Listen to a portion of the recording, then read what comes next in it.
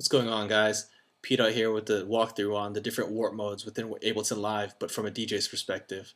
So every time you bring in audio into Ableton, you're going to want to go ahead and warp that audio.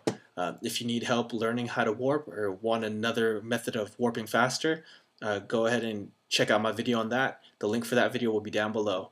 So I've gone ahead and warped this audio using that method I described. And once you open the audio in the detail view, you'll get this section right here, which is this in particular is the warping section.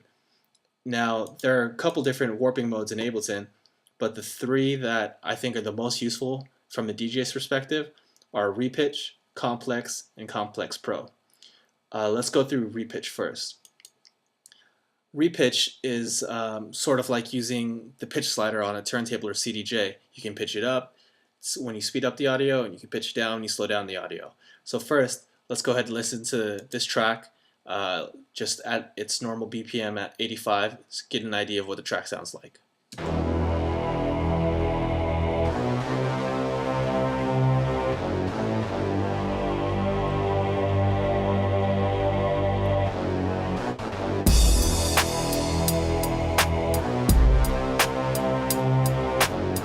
Okay. Now, since we have repitch selected, nothing changed since this is the original BPM. But let's give a listen to the track as I go ahead and speed this BPM up and slow it down.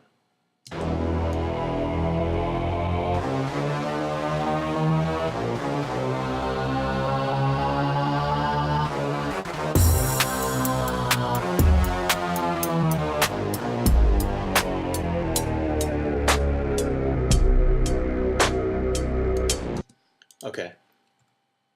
If you went ahead and listened to that, you could totally tell that's just like using the pitch slider on your turntable or a CDJ. Same effect, without master tempo or pitch correction on, of course. Now the next mode is going to be complex. I like to think of this mode as using, pitch lock or master tempo in a DVS software such as Serato, Tractor, or the master tempo on the CDJ.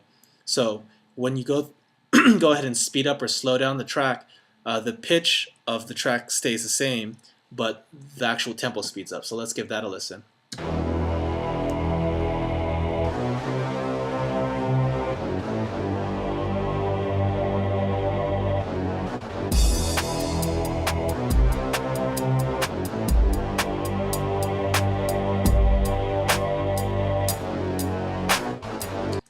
Okay.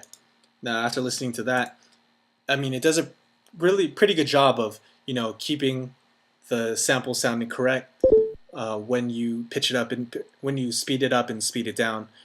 There are some small artifacts when you go ahead and pitch down a lot, but that's sort of the same effect you get if you're using Serato or Tractor.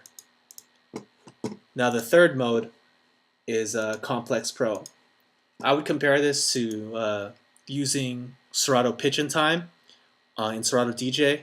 It's another algorithm for warping that's like Complex, but does a better job of hiding those artifacts when you slow it down. So let's give it a listen.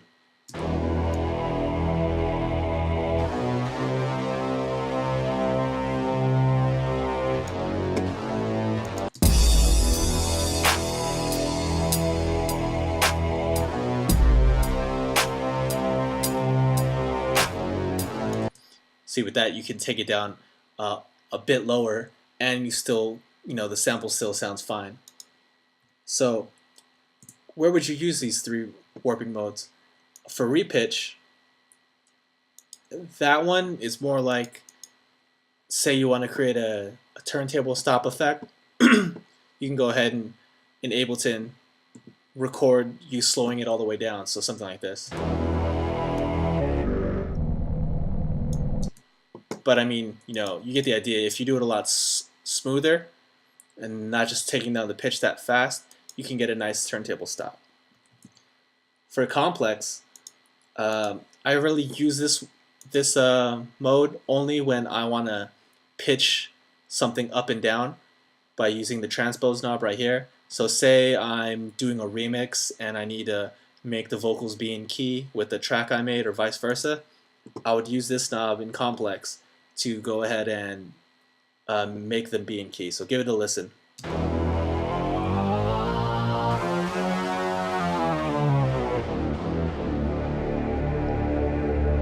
So not only can you keep the BPM, but you can also change the actual pitch of the sample to match another piece of music or another sample that you're using, which comes in handy when remixing.